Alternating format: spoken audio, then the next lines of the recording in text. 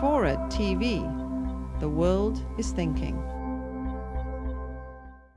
One of the biggest dangers, and I've written about this recently here at the Lowy Institute, is to do with what's called extended deterrence. That is, the United States in particular extending its protection to allies. It's really the only way that the US maintained its global power and indeed the system since the beginning of the Cold War.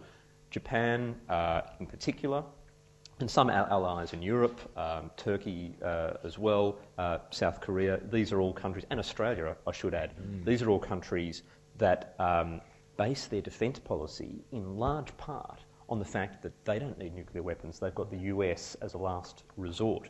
Now, the US administration has made it very clear that they're not abandoning extended deterrence, and all of this coded language that Obama's using about reducing reliance on nuclear weapons, it may relate to extended deterrence, it may not. But certainly, if the arsenal got a lot smaller, a lot more quickly, and if the 22nd century man, Obama, and I think that's a really interesting point, didn't bring enough allies and partners on side, if there wasn't enough consultation, if they're not inside the thinking that's happening in America, then there is a risk of fears and anxieties being raised in countries like Japan, South Korea, perhaps Turkey, especially if Iran goes nuclear.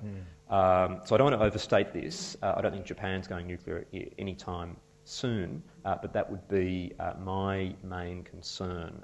It would be deeply ironic and paradoxical if 10 or 20 years from now we had a United States with a much smaller arsenal, but we had 3 or 4 new nuclear weapon states as a consequence. I don't think that would help anybody.